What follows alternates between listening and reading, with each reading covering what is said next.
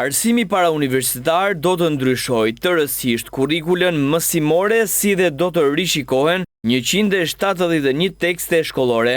Vendimi ndërmarrë nga Ministria e Arsimit synon përmirësimin e përmbajtjes mësimore, por ekspert dhe përfaqësues të arsimit shprehen skeptik për mënyrën e ndërhyrjes. Kryetari i Komisionit të Edukimit, Luciano Boçi, shprehet se ndonse ka kërkuar informacion të plot mbi ndryshimet e propozuara, ende nuk ka marrë materialin zyrtar.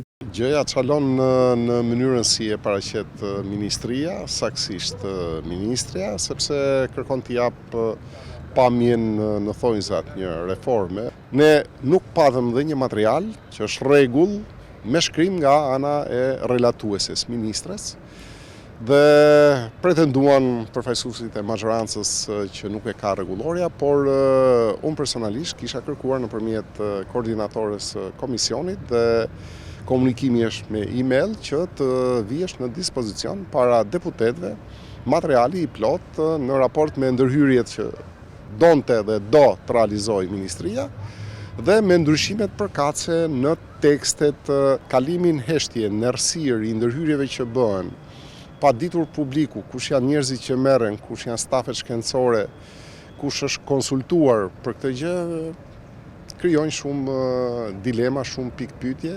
Ndërsa eksperti i arsimit Ndriçim Mehmeti thotë se çdo ndryshim i nxituar në kurrikula apo tekste rrezikon të dështojë, ashtu siç sipas tij ndodhi edhe në vitin 2013, kur ndërmor një reformë ngjashme. Mehmeti thotë se para çdo vendimi duhet të jetë një studim i plot i nevojave reale të sistemit arsimor. E para shumë shpejt që ta bësh që në shtator. E dyta nuk e dim nëse do të jetë pilotim apo do të jetë një ndërhyrje direkte dhe zbatimi i saj. Ajo që bën përshtypje është që në çdo vend që ndryhej Ministria nuk ka asnjë studim. Tani nuk kemi asnjë studim. Qofse ne jemi keq në testimet ndërkombëtare, është e kundërta, sepse në 2013 kur u mor kurrikula anglosaksone, na thanë që e morën për dy gjëra. E para do nxisim mendimin krijues, e dyta do rrisim mendimin kritik. Në të dyja këto ne dështuam me sukses.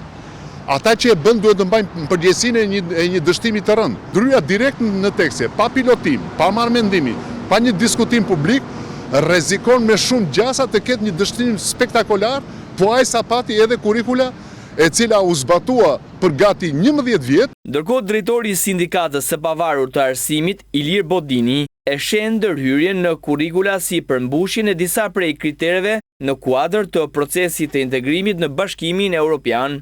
Po, në kushtet në të cilat ne jemi sot, si një vend kandidat për Bashkimin Evropian, ndryshimi i kurrikulës, rishikimi i saj dhe përshtatja e saj me kushtet e reja në të cilat ne pretendojmë që të integrohemi si shoqëri mbi të gjitha, e kërkon dhe është shumë e nevojshme që të bëhet ky ndryshim.